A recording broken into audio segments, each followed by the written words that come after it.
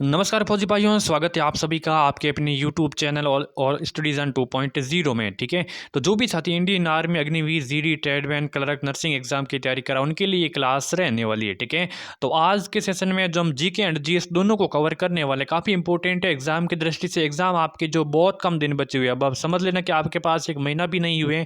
ठीक है, और फॉर्म अभी तक आपने नहीं भरा तो फॉर्म है वो जल्दी से जल्दी भर देना, क्योंकि लास्ट में सर्वे वो बिल्कुल डाउन रहता है। आप ये सोच लेना कि आप 5 दिन बचे हैं और ये मैं लास्ट में भर दूँगा, वो भर दूँगा, बिल्कुल नहीं। लास्ट में सर्वे बिल्कुल इसका डाउन रहता है, आपको फॉर्म नहीं भरा जाएगा। ठीक है, तो आप जितना जल्दी हो पहले फॉर्म को भर लें। ठीक है, और प्रिपरेशन को अच्छी तरीके से तैयार कर लें। उनको शुरुआत कर लें, ऐसी तैयारी करनी है कि इस बार की वो सिलेक्शन लेना है फाइनल एग्जाम तक। ठीक है, जो फाइनल रिजल्ट आता है वहाँ तक सिलेक्शन लेना है। ठीक है, तो चलिए क्लास की शुरुआत करते हैं। जीके एंड जीएस को आज हम कवर करेंगे, और चैनल पर अगर आप पहली बार आ रहे हैं तो इनको सब्सक्राइब जरूर करिएगा। ठीक है, चलिए पहला प्रश्न है कि दिल्ली शहर किस नदी के तट पर स्थित है? तो गंडक है, गोमती है, सरयू या फिर यमुना। तो दिल्ली शहर किस नदी के तट पर स्थित है? बहुत ही इंपॉर्टेंट क्वेश्चन हैं। तो साथियों दिल्ली है वो यमुना नदी के तट पर स्थित है। किस नदी पर? यमुना नदी के तट पर स्थित है। डी ऑप्शन यहाँ पे आपका करेक्ट हो जाएगा। दिल्ली शहर किस नदी के तट पर है बताओ भाई? तो दिल्ली शहर है यमुना नदी के तट पर है। ठीक है, क्लियर है। अगला सवाल, अगला है कि एबल पुरस्कार किस क्षेत्र में दिया जाता है? तो एबल पुरस्कार किस क्षेत्र में दिया जाता है? तो पर्यावरण संरक्षण, साहित्य, विज्ञान और गणित में कौन सा पुरस्कार है? यहाँ पे क्वेश्चन है कि एबल पुरस्कार कौन सा पुरस्कार है? एबल पुरस्कार किस क्षेत्र में दिया जाता है? तो पर्यावरण संरक्षण में, साहित्य में, विज्ञान में या फिर गणित में दिया जाता है। क्वेश्चंस क्या राइट आंसर हो जाएगा? तो एबल पुरस्कार दिए जाते हैं साथियों गणित में। किस में दिए जाते हैं? गणित में। ऑप्शंस कौन सा? डी करेक्ट हो जाएगा। ठीक है, अगला सवाल, लता मंगेशकर का वास्तविक नाम क्या था बताओ भाई? लता मंगेशकर का वास्तविक नाम क्या? रेखा था, सायरा था, हेमा था या फिर हिमा था? लता मंगेशकर का वास्तविक नाम बताना है कि क्या था लता मंगेशकर का वास्तविक नाम। वास्तविक मतलब मूल नाम या फिर बचपन का नाम ये कह सकते हो। तो इनका जो वास्तविक नाम था, मूल नाम था लता मंगेशकर का, वो आपका था क्या था? बिल्कुल हेमा था। क्या था? हेमा था। ऑप्शन आपका सी हो जाएगा करेक्ट आंसर। क्या बता? हेमा। ठीक है, अगला है कि लव शब्द का संबंध किस खेल से है? लव शब्द का संबंध किस खेल से है? अच्छा, टेनिस से, फुटबॉल से, गोल्फ से या फिर हॉकी से? लव शब्द का देखिए, अगर आप व्हाट्सएप ग्रुप में शामिल होना चाहते हैं तो आर्मी के लिए, जिसका लिंक यहाँ से डिस्क्रिप्शन में जाओगे ना, वहाँ पे लिंक मिल जाएगा। या फिर व्हाट्सअप नंबर भी है, वहाँ से जाके आप हमसे ऐड हो सकते हैं व्हाट्सअप ग्रुप में। ठीक है, लव शब्द का संबंध किस खेल से बताओ भाइयों? तो इसका संबंध है टेनिस से। किससे? टेनिस से। ऑप्शन कौन सा पहला हो जाएगा यहाँ पे? सही एंड बिल्कुल सटीक आंसर। अगला है कि उत्तर प्रदेश की मुख्य जो फसल है वो कौन सी है? गेहूं है, मक्का है, धान है या फिर चावल है? यूपी की मुख्य फसल बताओ भाई, यूपी की मुख्य फसल यहाँ पे कौन सी है? तो यूपी की मुख्य फसल है गेहूं है। कौन सी है?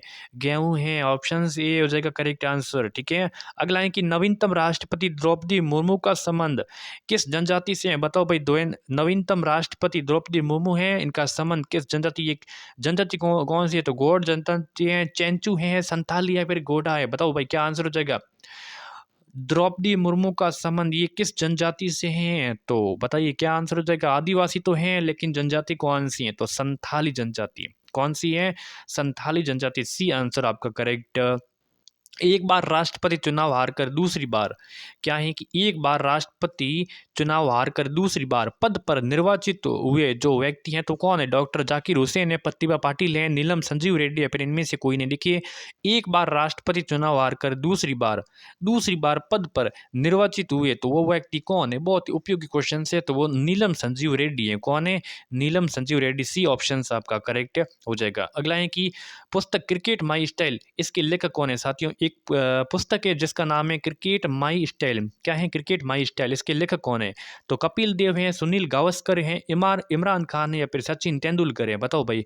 पुस्तक है जिसका नाम है क्रिकेट माई स्टाइल, इसके लेखक की बात करें तो इसके लेखक हैं वो कपिल देव है। कौन है? कपिल देव एक भारतीय पूर्व क्रिकेटर हैं, और बहुत ही इंपॉर्टेंट क्वेश्चन है यहाँ पे। ठीक है, चलिए अगला है कि दोनों सदनों की संयुक्त बैठक का प्रावधान किस अनुच्छेद में है?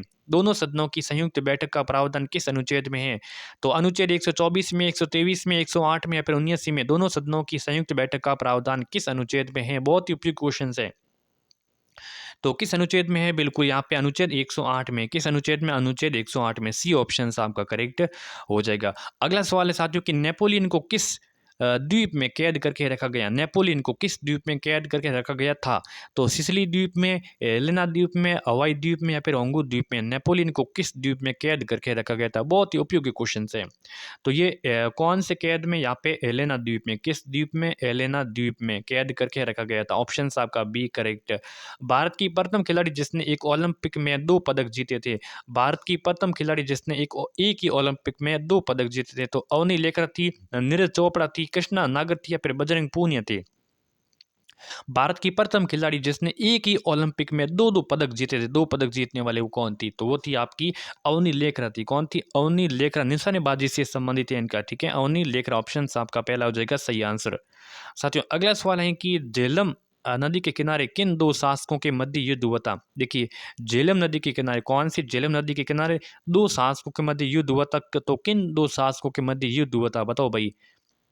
तो एक तो आपका था सिकंदर और दूसरा था पोरस। किसके? सिकंदर और पोरुस कहते हैं या पोरस कहते हैं ये, ठीक है? सिकंदर और पोरस ऑप्शन आपका पहला हो जाएगा करेक्ट आंसर। क्लियर है? अगला है भारतीय स्वतंत्रता के दौरान चर्चित पुस्तक जिसका नाम है इंडिया फॉर इंडियंस के लेखक कौन है? भारतीय स्वतंत्रता के दौरान चर्चित पुस्तक है जिसका नाम है इंडिया फॉर इंडियंस, इसके लेखक कौन थे?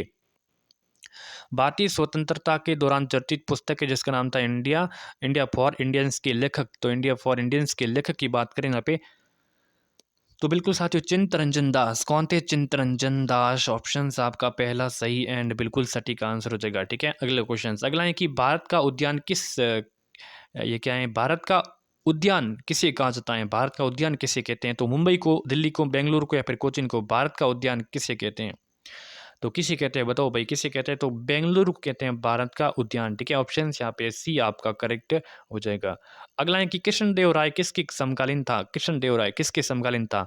तो बाबर के, अकबर के, जहांगीर के या फिर इनमें से कोई नहीं? कौन थे? कृष्णदेव राय किसके समकालीन थे? बहुत ही उपयोगी क्वेश्चन है। कृष्णदेव राय किसके समकालीन थे? कृष्णदेव राय तो किन के समकालीन थे भाई? ये बाबर के समकालीन थे। किसके? बाबर के। ऑप्शंस आपका पहला हो जाएगा सही एंड सटीक आंसर, ठीक है? बाबर के। अगला आपका जो सामान्य विज्ञान, ठीक है? यहाँ पे साइंस के क्वेश्चंस रहने वाले हैं। तो अगला है कि यहाँ पे 22 एन में कितने न्यूट्रॉन होते हैं? 22, ठीक है? 22 एन में कितने न्यूट्रॉन होते हैं? तो 22 होते हैं, 11 होते हैं, 12 होते हैं, फिर 14 होते हैं। कितने होते हैं भाई? तो यहाँ पे 11 होते हैं। कितने होते हैं? 11 होते हैं। ऑप्शन आपका बी करेक्ट आंसर हो जाएगा, ठीक है? अगला है कि केल्विन तापमापी में बर्फ का गलनांक होता है। तो केल्विन बर्फ मापी में ताप का गलनांक होता है तो कितना होता है? देखिए केल्विन तापमापी में, यहाँ पे केल्विन में पूछा है तो केल्विन में जो बर्फ का गलनांक होता है तो ये 273 डिग्री केल्विन में बर्फ है वो गलता है, ठीक है? तो इसका शून्यांक कहाँ पर होता है? तो 273 डिग्री केल्विन पर इसका शून्यांक होगा, ठीक है? और इसको अगर जो 100 ऐड करेंगे ना तो 373 पर ये अधिक हो जाएगा, ठीक है? तापमान, ठीक है? यहाँ पे ऑप्शन कौन सा पहला हो जाएगा करेक्ट। अगला है कि निम्नलिखित में से वो धातु कौन सी है जिसका प्रयोग लोहे पर कलई चढ़ाने के लिए किया जाता है? निम्नलिखित में से वो धातु कौन सी है जिसका प्रयोग लोहे पर कलई चढ़ाने के लिए किया जाता है? तो यहाँ पे तांबा है, शीशा है, जस्ता है या फिर पारा है? कौन सी हो जाएगी? बहुत ही उपयोगी क्वेश्चन है, बताओ भाई क्या आंसर हो जाएगा? वापस पढ़िए कि कौन सी धातु जिसका उपयोग है लोहे पर कलई चढ़ाने के लिए किया जाता है? तो इसका उपयोग किया जाता है तो वो आपकी जस्ता हो जाएगी। कौन सी हो जाएगी यहाँ पे? जस्ता। किस में है? ऑप्शन आपके सी में यहाँ पे सटीक आंसर हो जाएगा, ठीक है? नेक्स्ट क्वेश्चन अगला है कि सर्वाधिक प्रकाश संश्लेषण की क्रिया क्या होती है? सर्वाधिक प्रकाश संश्लेषण की क्रिया होती है तो हरे पेड़ पौधे, शैवाल, कवक और जीवाणु। सर्वाधिक प्रकाश संश्लेषण की क्रिया क्या होती है? तो ये होती हैं आपके शैवाल होती हैं। क्या होती हैं? शैवाल। ऑप्शन आपका यहाँ पे बी बिल्कुल सही एंड सटीक हो जाएगा, ठीक है? अगला है कि फल पकने में सहायक हार्मोन कौन सा है?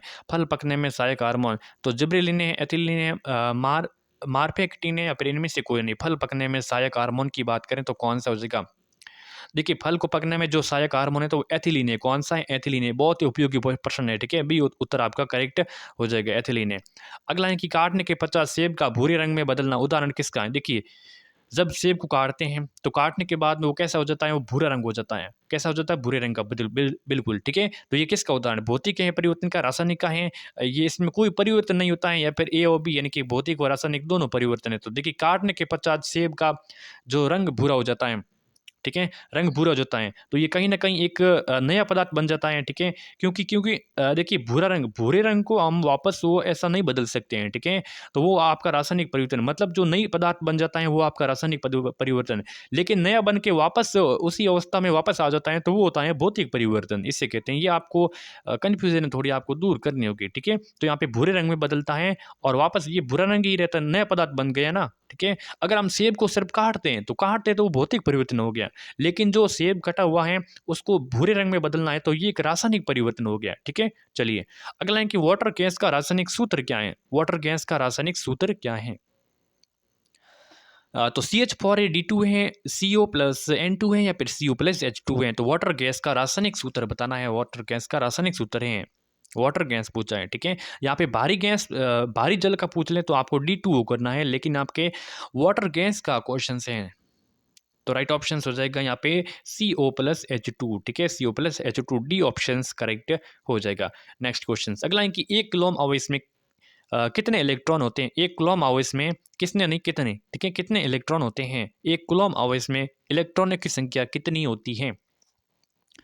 तो ये होती है 6.25 इंटू 10 की पावर 18, ठीक है? 6.25 इंटू 10 की पावर 18 होती है। ऑप्शन आपका पहला हो जाएगा यहाँ पे सही एंड सटीक आंसर। शुष्क हिम क्या कहलाती है? तो तरल नाइट्रोजन, सरल CO2, ठोस नाइट्रोजन या फिर ठोस CO2। सूखी यहाँ पे शुष्क हिम, तो शुष्क हिम क्या कहलाती है? तो ये एक ठोस कार्बन डाइऑक्साइड कहलाती है, CO2, ठोस CO2 कहलाती है। ऑप्शन आपका चौथा करेक्ट हो जाएगा, ठीक है? अगला सवाल है कि अगला है कि भारत में प्रत्यावर्ती धारा की आवृत्ति होती है कितनी होती है? भारत में प्रत्यावर्ती धारा की आवृत्ति होती है तो कितने हर्ट्ज होती हैं? तो 30 हर्ट्ज होती है, 50 हर्ट्ज होती हैं, 60 हर्ट्ज होती हैं, फिर 120 हर्ट्ज होती हैं। तो कितने हर्ट्ज होती है भारत में एसी धारा की जो आवृत्ति होती है वो कितनी होती हैं? बहुत ही उपयुक्त क्वेश्चन है और रिपीटेड है और PYQ के रूप में आप इसको सॉल्व करिए, ठीक है? ये एग्जाम में बहुत बार क्वेश्चन आ चुका है। तो भारत में प्रत्यावर्ती धारा की आवृत्ति की बात करें तो यहाँ पे आपके 50 हर्ट्ज होता है। 50 हर्ट्ज का मतलब 1 सेकंड में 50 बार जो धारा है वो जाती हैं आती हैं 50 बार, ठीक है? ऑप्शन आपका बी करेक्ट हो जाएगा। मतलब 50 बार वो ये परिवर्तन होती है। एनीमिया रोग का कारण है, एनीमिया रोग का कारण लोहे की अधिकता है, आयोडीन की कमी है, लोहे की कमी है, फिर इनमें से कोई नहीं। तो यहाँ पे आयोडीन एनीमिया रोग का कारण क्या है? एनीमिया रोग का मुख्य कारण क्या है? तो लोहे की कमी के कारण कौन सा रोग हो जाता है? तो एनीमिया रोग हो जाता है। किसके कारण? लोहे की कमी से कौन सा रोग हो जाता है? एनीमिया रोग होता है। ऑप्शन आपका सी हो जाएगा बिल्कुल सही एंड सटीक, ठीक है? अगला सवाल, अगला क्वेश्चन है कि भूकंप तरंग किस प्रकार की ध्वनि तरंग है? भूकंप तरंग किस प्रकार की ध्वनि तरंग है? तो ये किस प्रकार की जो तरंग है? तो ये ध्वनि तरंग है, प्रकाश तरंग है, पराश्रयी तरंग है या फिर अवसरी तरंग है? देखिए भूकंप की जो तरंगे होती है किस प्रकार की ध्वनि तरंग है? तो किस प्रकार की ये एक अवस्रवी तरंगे किस प्रकार की हैं? अवसरंगीय तरंगे। ऑप्शन आपका डी यहाँ पे करेक्ट आंसर हो जाएगा, ठीक है? अगला सवाल, अगला है कि फाउंटेन पेन के आविष्कारक कौन है? फाउंटेन पेन के आविष्कारक वाटरमैन है, एडिसन है, अल्फ्रेड नोबेल या फिर सटनजन? बताइए फाउंटेन पेन के आविष्कारक कौन है? फाउंटेन पेन के आविष्कारक हैं वाटरमैन है। कौन है? वाटरमैन है। ऑप्शन आपका पहला हो जाएगा यहाँ पे सही एंड सटीक। फाउंटेन पेन के आविष्कारक कौन है? वाटरमैन है, ठीक है? अगला सवाल, अगला के निम्न में से कौन सी धातु अलोह धातु है? अलोह धातु कौन सी है? तो कोबाल्ट है, एल्यूमिनियम है, निकल है, लोहा है। देखिए यहाँ पे अलोह धातु कौन सी है? अलोह धातु कौन सी है बताओ भाई?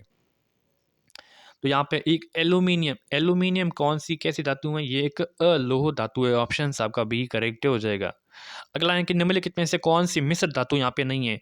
तो पीतल है, कांसा है, पारा है या फिर जर्मन सिल्वर? तो यहाँ पे क्या पूछा है कि कौन सी है यहाँ पे मिश्र धातु नहीं है? मिश्र धातु कौन सी नहीं है? तो यहाँ पे एक पारा है, पारा में कोई भी मिश्र धातु यहाँ पे नहीं है। बाकी पीतल है, पीतल में भी मिश्र है, कांसा में भी मित्र है, सॉरी मिश्र है, जर्मनी सिल्वर में भी मिश्र है, लेकिन पारा में एक तरह के कोई मिश्र धातु नहीं है। ऑप्शन आपका सी करेक्ट आंसर हो जाएगा। तो चलिए आज के सेशन में 30 क्वेश्चन कैसे लगी क्लास, इसको लाइक शेयर सब्सक्राइब सब कुछ कर देना है और आप व्हाट्सअप ग्रुप में शामिल हो जाना। ज़्यादा से ज़्यादा इसको शेयर करना है, सब्सक्राइब करना है, नोटिफिकेशन को ऑन करके रखना है ताकि अगली क्लास का नोटिफिकेशन आप तक पहुंच सके सबसे पहले, ठीक है? धन्यवाद।